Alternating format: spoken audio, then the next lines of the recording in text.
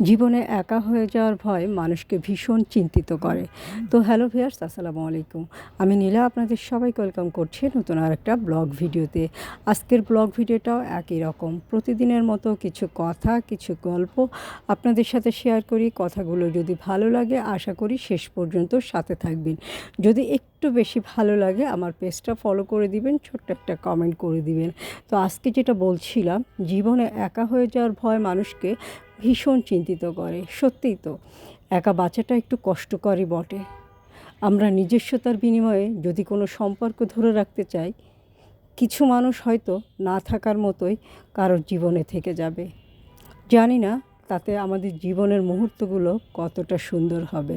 কেননা জোর করে যদি আপনি কাউকে জীবনে ধরে রাখেন, তাহলে সে না দিবে আপনাকে সুখ এবং সে না পাবে নিজের সুখ। তাই কাউকে জোর করে ধরে রাখার ভিতরে বা সে যদি থেকেও যায়, সেক্ষেত্রে আপনি কতটা সেই মানুষকে নিয়ে সুখী হবেন সেটা কিন্তু একটু ভাববার বিষয়। তারপরেও জীবনের কোনো জায়গায় এসে যদি আমরা একা হই, সেই জায়গায় জীবন থেমে থাকে না, ঠিকই এগিয়ে যায় এবং একা থাকাটাই অভ্যাসে পরিণত হয়।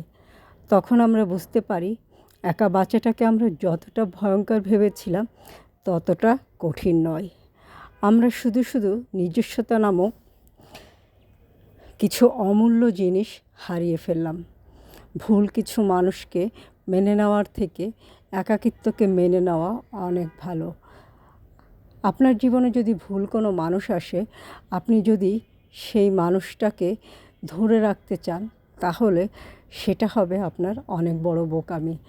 আপনার হয়তো মনে হবে আপনি একা বাঁচতে পারছেন না, আপনি একা বেঁচে থাকার যে সুখটা, বেঁচে থাকার যে আনন্দটা, সে আনন্দটা উপভোগ করতে পারছেন না। তাহলেও আপনার জীবনে একটা বড় দুঃখ দুর্দশা নেমে আসবে।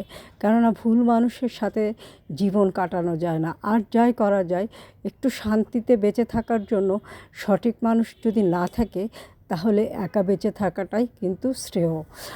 আর আমি আমার বাস্তব জীবনের কথা বলবো না, প্রতিটি মানুষের জীবনেই ভুল মানুষ আসার থেকে একা বেঁচে থাকা অনেক ভালো। হয়তো পথটা একটু কঠিন হয়, কিন্তু সেই কঠিন পথেও আপনি আপনার আনুষঙ্গিক সবাইকে নিয়ে কিন্তু বা আনুষঙ্গিক সব কিছুকে নিয়ে ভালো থাকতে পারবেন। তাই জীবনে ভুল মানুষের চেয়ে একা থাকা অনেক ভালো। আর আমাদের কখনোই উচিত না অন্য একজন মানুষের উপরে পুরোপুরি নির্ভরশীল হয়ে পড়া। এটা একান্ত বড় একটা নির্বুদ্ধিতার পরিচয় বহন করে। আপনি যদি অন্যের উপর নির্ভরশীল হয়ে পড়েন, সে মানুষ কোনো না কোনোভাবে যদি জীবন থেকে হারিয়ে যায়, অথবা বদলে যায়, অথবা চলে যায় বা পরিবর্তন হয়ে যায়, তাহলে আপনি কিন্তু হতাশাগ্রস্ত হয়ে পড়বেন। ভালো রাখা আর ভালোবাসা এ দুটো ব্যাপার একই রকম। সবাই আপনাকে ভালোবাসি বলতে পারে, তবে তা ঠিক কতদিন অবধি সেটা হচ্ছে মুখ্য বিষয়। যে মানুষটা ভালো রাখবে বলে পাশে থাকার আশ্বাস দেয়, সেই মানুষটাও একসময় নিজে ভালো থাকার জন্য অন্য অবলম্বন বেছে নেয়। মূল কথা হচ্ছে, মানুষ যেখানে ভালো থাকে সেখানে সে আবদ্ধ থাকতে চায়। আপনাকে কেউ ভালোবাসে কিংবা ভালো রাখে বলেই যে সেও আপনাকে নিয়ে ভালো আছে, এমনটা মনে করা নিতান্তই বোকামির পরিচয়। সময়ের সাথে সাথে মানুষের চেহারা, মন দুটোই পরিবর্তন হয়, আর এতে অবাক হওয়ার কিছু নেই। আসলে কারো ভালো থাকার দায় কেউ নেয় না। নিজের ভালো থাকার দায়ভার সবসময় নিজেকেই নিতে হয়। শত প্রতিকূলতার মাঝে নিজেকেই নিজের সাথে যুদ্ধ করতে হয় সামান্য ভালো থাকার জন্য। আর যারা বলে ভালো রাখবে বলে আশ্বস্ত করে, তারাও একটা সময় নিজের ভালো থাকতে কোনো না কোনো অবলম্বন খুঁজে নেয়। তো যাই হোক, আপনিও ভালো থাকতে গেলে একটা সুন্দর অবলম্বন বেছে নিতে পারেন। আর সেই অবলম্বনটা কি জানেন? আপনি যখনই সুন্দর কোনো জায়গায় বেড়াতে যাবেন, সুন্দর কোনো প্রকৃতির মাঝখানে যাবেন, সুন্দর কোনো পরিবেশে যাবেন, সমুদ্রের ধারে যাবেন, কোনো আত্মীয়ের বাসায় যাবেন, কোনো পরিচিতের বাসায় যাবেন, বা কোনো অফিসিয়াল প্রোগ্রাম অ্যাটেন্ড করবেন, বা সামাজিক প্রোগ্রাম বা যে কোনো প্রোগ্রামে অ্যাটেন্ড করবেন, সুন্দর একটা শাড়ি পরবেন। আপনিও দেখবেন ভালো থাকতে শিখে গেছেন। আর এই সুন্দর সুন্দর শাড়ি কোথায় পাবেন জানেন তো? সুন্দর এই শাড়িগুলো পাবেন আপনি অদ্রি ফ্যাশন আর লাইফস্টাইলের পেজে। খুবই সুন্দর সুন্দর একটা শাড়ি, এই শাড়িটা সুন্দর না। অদ্রি ফ্যাশন অ্যান্ড লাইফস্টাইল পেজে প্রতিটা শাড়ি সুন্দর, প্রতিটা শাড়ি ইউনিক, প্রতিটা শাড়িতে আছে নতুনত্ব। তাই যদি জীবনে কখনো একা হয়ে যান সেটাও ভয় পাবেন না।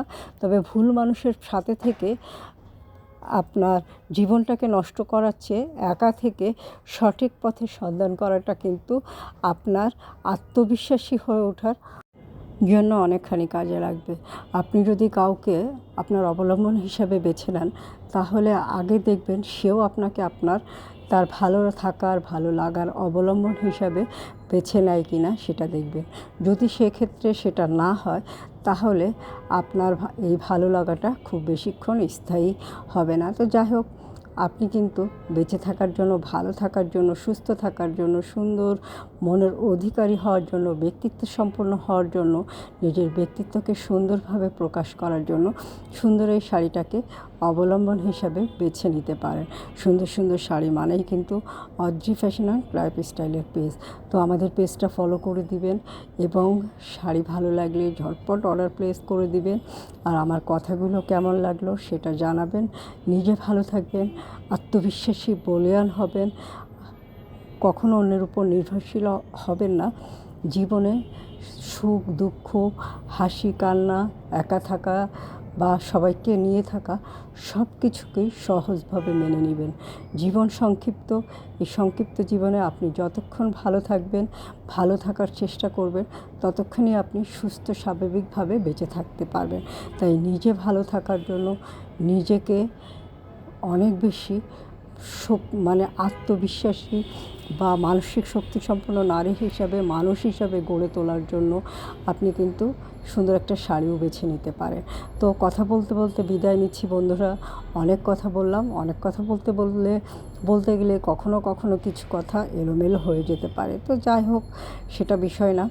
ভালো থাকবেন, সুস্থ থাকবেন। আর আমার কথাগুলো যদি ভালো লাগে একটা ছোট্ট লাভ রিয়াক্ট দিয়ে দিবেন। আর অবশ্যই যে কোনো পারিবারিক, সামাজিক বা অফিসিয়াল প্রোগ্রাম বলেন, যে কোনো ধরনের প্রোগ্রামে একটা সুন্দর হাতের কাজের শাড়ি পরবেন। আর হাতের কাজের শাড়ি বেছে নিতে গেলে অদ্রি ফ্যাশন অ্যান্ড লাইফস্টাইলের পেজটা ফলো করে দিবেন। তো আল্লাহ হাফিজ, আসসালামু আলাইকুম।